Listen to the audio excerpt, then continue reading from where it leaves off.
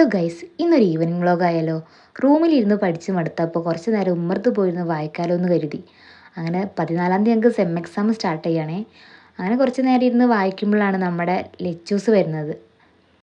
വണ്ടി ഇറങ്ങണത് കിട്ടിയില്ല എന്ന് പറഞ്ഞപ്പോൾ ഞാനൊന്നും കൂടി നടന്നു വരെ കുഞ്ഞേച്ചി എന്ന് പറഞ്ഞിട്ട് വീണ്ടും നടന്നു വരിക കേട്ടോ ആള്. അങ്ങനെ കുറച്ച് കഴിഞ്ഞപ്പോൾ എൻ്റെ ട്യൂഷൻ കുട്ടി വന്ന്, അമ്പൂസ് വന്ന്. അങ്ങനെ ഞങ്ങൾ കുറച്ച് നേരം ഇരുന്ന് അത്യാവശ്യം പഠിച്ച് ഒരു 7 മണി വരെ, 7 മണിയില്ല, ഒരു 6:45 വരെ ഞങ്ങൾ ഇരുന്ന് പഠിച്ചിട്ടുണ്ടായിരുന്നേ. അതിൻ്റെ ഇടയിൽ ഞാനും ഇടയ്ക്ക് ഓരോന്നൊക്കെ വായിക്കുന്നുണ്ട്, അവൾക്ക് വർക്ക് കൊടുത്തിട്ട്. അങ്ങനെ കുറച്ച് കഴിഞ്ഞപ്പോൾ അമ്മ സാധാരണ പോലെ തന്നെ വൈകുന്നേരം വിളക്കൊക്കെ കത്തിച്ച് ഉമ്മർത്ത് ഇങ്ങനെ ഇരിക്കുകയായിരുന്നേ.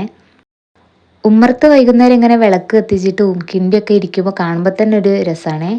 അങ്ങനെ ട്യൂഷനൊക്കെ കഴിഞ്ഞ് ഞാനും അമ്പൂസും ലച്ചൂസൊക്കെ മുറ്റത്തിറങ്ങി ഇങ്ങനെ ചെടികളൊക്കെ നോക്കുമായിരുന്നു. ഇതാണ് നമ്മളെ ലില്ലിപ്പൂവ്. ഇത് വിരിഞ്ഞിട്ടുണ്ടെങ്കിൽ നല്ല മണമാണേ. അങ്ങനെ അമ്പൂസ് എന്തൊക്കെയോ കാണിക്കുന്നുണ്ട്, കുഞ്ഞേച്ചി എൻ്റെ വീഡിയോ എടുക്കുന്നൊക്കെ പറയുന്നുണ്ട്. ഈ റോസ് ആകെ നശിച്ചു പോയതായിരുന്നു. പിന്നെ മഴയൊക്കെ പെയ്തപ്പോൾ കിളിർത്ത് വന്നിട്ട് സെറ്റായിട്ടുണ്ട്.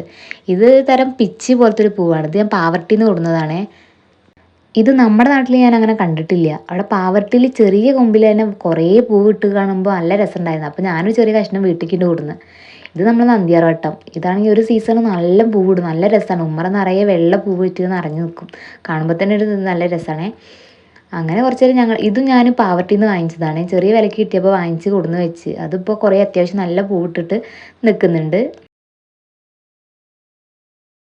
നമ്മുടെ നാട്ടിൽ ഈ ചെടീനെ ഈശ്വരമുല്ല എന്നാണ് പറയുക. നിങ്ങളുടെ നാട്ടിലൊക്കെ എന്താ പറയുക എന്നുള്ളത് കമൻറ്റ് ചെയ്യണേ. ഇത് നമ്മുടെ വെള്ള ജമന്തിയാണ്. ഇത് ഒരുപാടുണ്ടായിരുന്നു. എൻഗേജ്മെൻറ്റ് സമയത്തായപ്പോൾ എല്ലാതും പറിച്ച് ദൂരിട്ട്. അപ്പോൾ അങ്ങനെ മുളച്ച് വന്ന 2 മുരടാണത്. പിന്നെ ഇത് കുറേ ടൈപ്പ് റോസാപ്പൂ ഉണ്ടായിരുന്നു. കുറേയൊക്കെ പോയി, പിന്നെ കുറച്ചൊക്കെ നിൽക്കുന്നുണ്ട്.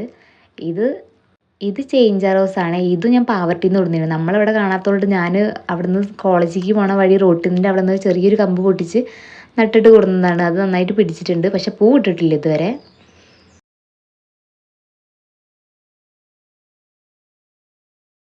അപ്പോൾ ഇന്നത്തെ വീഡിയോ ഇത്രേ ഉള്ളൂ. ഇഷ്ടപ്പെട്ടാൽ ലൈക്ക് ചെയ്യാൻ മറക്കല്ലേ. ടാറ്റാ.